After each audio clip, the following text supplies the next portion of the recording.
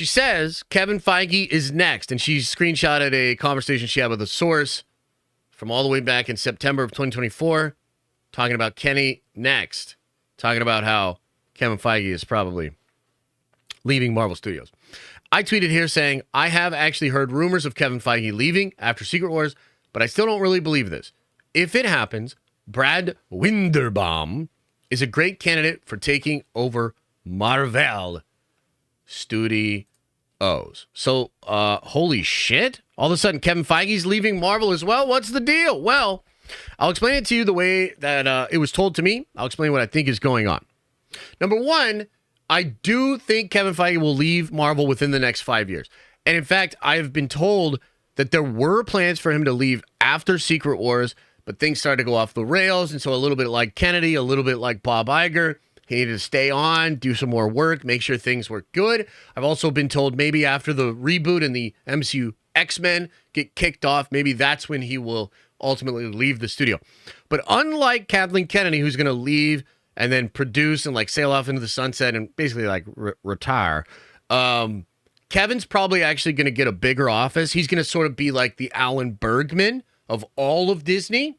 And he will technically, I believe, be the guy that all the studio heads report to, meaning that Dave Filoni, if he's the president, will have to report to him. Brad Winderbaum likely going to take over Marvel Studios. He'll report to Kevin. So that's probably what's actually going on with Kevin Feige. And I was told too, although, don't know for sure if this is real or not, but I was told that Brad is taking over after Kevin leaves. Like somebody literally, a source literally told me that. And you know what's wild about that is I actually called that over a year ago. I called that when they were doing press for Echo. How many of you guys remember that? I was like, dude, I don't really know who this Brad Winderbaum guy is, but he's doing a lot of interesting press right now. And the more I looked into him, the more I was like, dude, I think this guy's going to take over Marvel Studios. And I think he's a great choice. Brad Winderbaum, by the way, has never had another job in his life. His first job, Marvel Studios. He became a part of Parliament, I think around 2015, 2016, which is like the think tank that like creates all the stories and crafts the general direction. I really like Brad Winderbaum. I think he's an incredible choice to take over all of Marvel Studios. But here's the thing. Is he Kevin Feige? I don't know. Are we worried about Kevin Feige leaving Marvel Studios? Absolutely. Now, some people, like Rob Liefeld, think that Kevin's done, he's lost his fastball, and he needs to move on. I don't agree with that at all.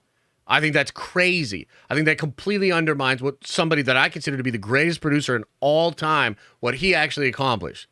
Like, I think that's crazy. However, I could see the argument, and a lot of other fans, starting to chime in and kind of voice their opinions about this.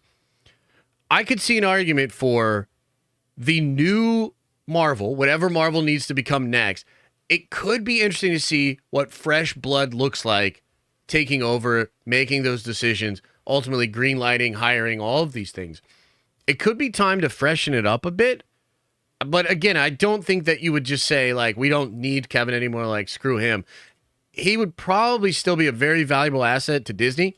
He'd be all the way at the top. Brad would be, working with him in a lot of ways. How different would it really be? So I think this is going to happen. And I think it'll happen within the next 5 years, maybe within the next 6 years. Maybe they kind of stretch it out a little bit, right? Because, we'll see how the new X-Men pops off. But that seems to be what is going on. Now that kind of puts a damper on Kevin Feige taking over Star Wars, right? It means that's very unlikely because he's not only setting up Secret Wars, but he's setting up the next saga, and he's probably trying to set up Brad to take over and all of those sort of things. So, like, bro, he's too busy for that shit. But here's what's interesting about this, and I think if you're a Star Wars fan, this is what you really should be taking a lot of hope from. What that means is that even if Feige doesn't get the Star Wars job and he doesn't have influence over Star Wars, in about 5 to 7 years, he will essentially be taking over Star Wars because he will be the boss. He will be the person that whoever is currently running Star Wars has to report to. And so he will have influence, power, control over Star Wars one way or another. I think that is happening. And I guess if you thought maybe the Rey movies are trash and terrible and it's going to be the worst era ever for Star Wars, right?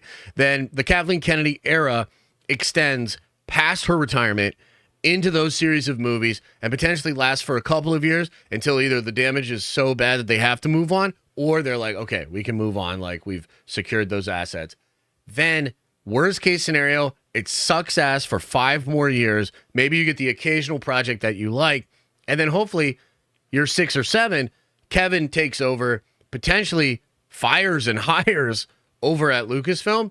And then if so facto, you have a new version of Star Wars kicking off in about 5 to 6 years. Thanks for watching. And if you like this clip, smash a like on the actual video and subscribe to this channel. That way more of these clips get into your feed. I've also linked the full episode below if you want to check out the entire thing, including the Q&A we do with fans. You can also watch this show live. We do it live Monday through Friday at 11 a.m. Eastern time. And you can also find all of my content, including the videos I put on my main YouTube channel, on the podcast feed.